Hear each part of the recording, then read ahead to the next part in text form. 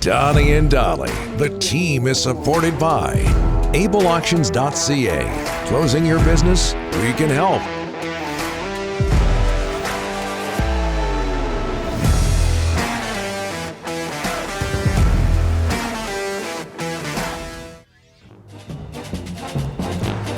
What I'm talking about.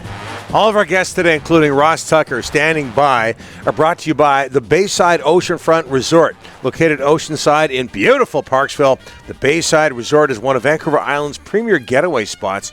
Call now to book your reservation and mention Donnie and Dolly for 10% off your nightly room rate. Also, be sure to grab a Donnie and Dolly hat or t-shirt now on sale at the Bayside. Book your island getaway today at BaysideOceanfrontResort.com or call 250-248-8333 as we bring in from the Ross Tucker Football Podcast, CBS Sports and Westwood One. Ross Tucker, how are you? Awesome. How are you guys doing? Very well. Very well. Good. Rick's doing well. 49ers beat the Cardinals in Mexico City 38-10. 49ers are now tied with the Seattle Seahawks, who a lot of people around here care about, Ross, at 6-4. Who do you like between those two teams, 49ers and Seahawks? I like the Niners moving forward. Now, I'm not one of those people that's going goo-goo gaga about them right now. I mean, Twitter was hilarious last night. Twitter was, watch out for the Niners. Look out. Here come the Niners. Nobody wants to play the Niners. Best team in the NFC, the Niners. Oh, hold on a second.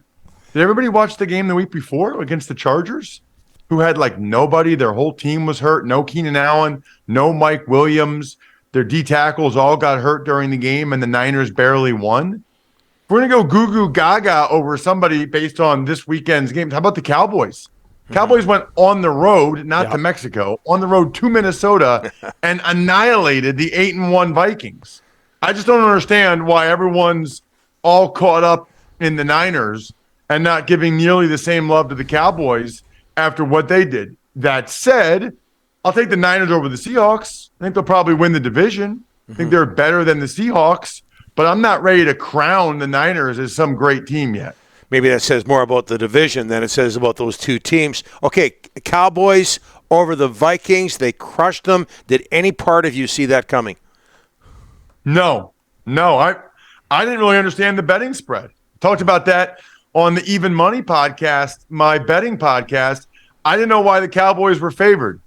Evidently, that was why the Cowboys were favored, because the Vikings were poised for a letdown after that game against the Bills, and obviously the Dallas Cowboys wanted to bounce back after that loss to the Packers. But that was surprising. You never see that in the NFL. You know, very rare do teams get blown out like that, especially a team that's 8-1 playing at home. Just rarely see that. Kudos to the Cowboys. They came ready to play. Vikings did not. But here's the thing. That's only one game. Like, whether you win by 1 point or 41 points, it's only one game, and I feel like every time we try to make it more than that, we're not really doing ourselves service, because there's so many different things that go into it. Every game is truly a unique entity unto itself because of all the game planning and different matchups that go in each one of these games. Ross, Jets quarterback Zach Wilson, just awful in that loss to the Patriots. He was asked after the game, did you let your defense down? He said no. He took a lot of criticism. Does he need to stand up there and say yes and take ownership of his play? He does. You know, to me, Rick, it really came across as like insecure. Yeah. Right? Yeah. You know, the older I get in life, and I think this is a truism, right? The smartest people I know, doctors, whatever, freely admit the things they don't know.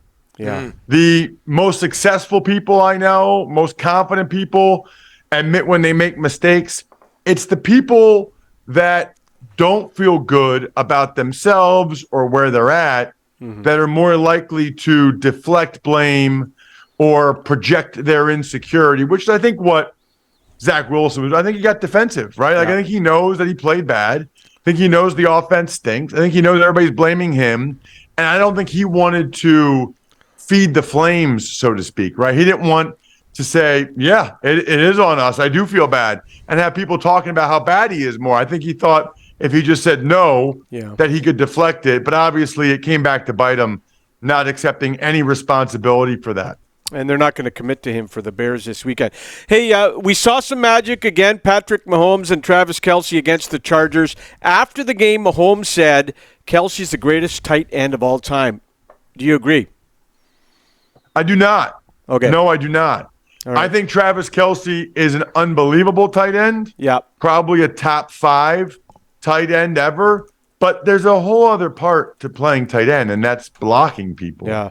And Rob Gronkowski was so much better than Travis Kelce at it. It's not even funny. Plus, Rob Gronkowski was incredible in the red zone, incredible run after the catch, awesome deep threat.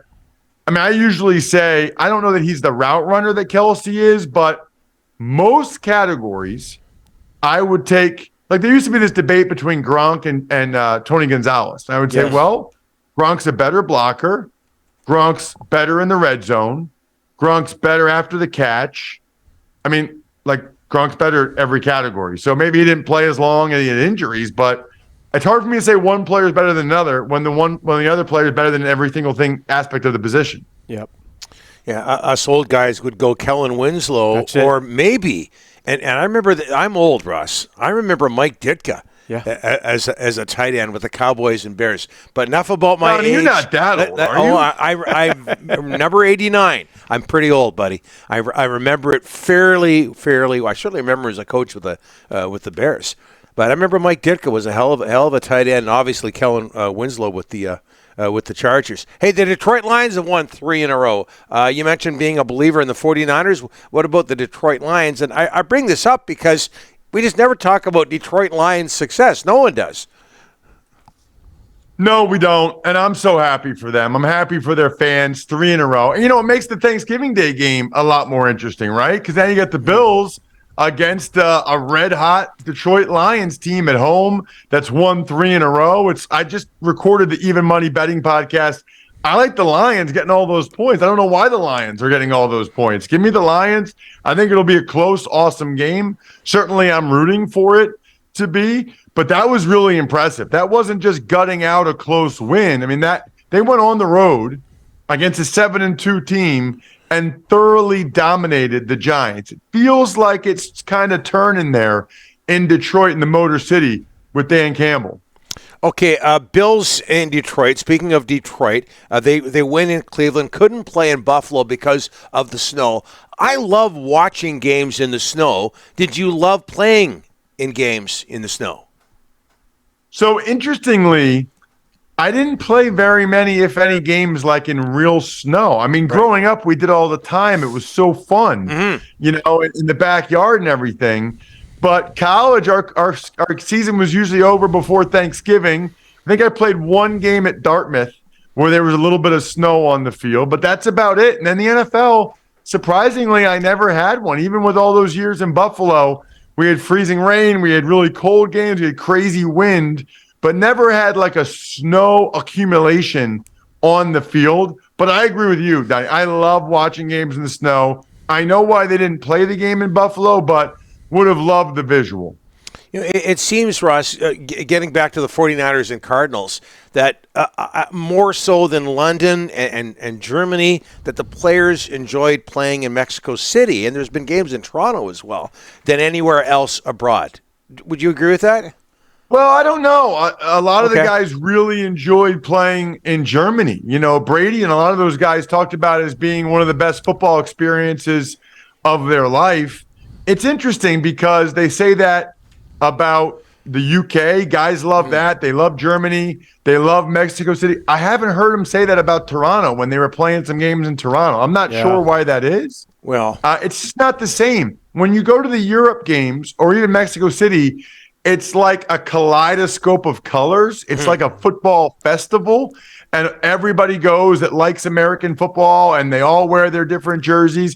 It didn't feel like that happened in Toronto. It felt like it was just almost like another U.S. city. Yeah, and part of the problem with Toronto, and as you know, because you're learning more and more about Canada every week, and people in Vancouver and Toronto, the relationship not so much. The tickets were way too expensive, and the building wasn't, as I recall, wasn't full, and the Bills weren't good at the time. They were playing all those games, so there was a lot there. By the way, Ross, you mentioned how the smartest people are the people who don't know anything and admit it. We must be the smartest people then.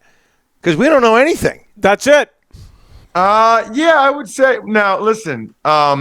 Ignorance is not the same. No, I'm just kidding. Hey. No, but at least you guys admit it when you don't know something, which says at least that you're confident, which I like. Yeah. I know this. You'll be back next week. Thanks for this, buddy. Appreciate it. Absolutely. See you guys. Have a great holiday. I know you guys kind of celebrate it, right? Yes. Well, we watch NFL football. You know that. Thanks, Ross. Appreciate it. Guys.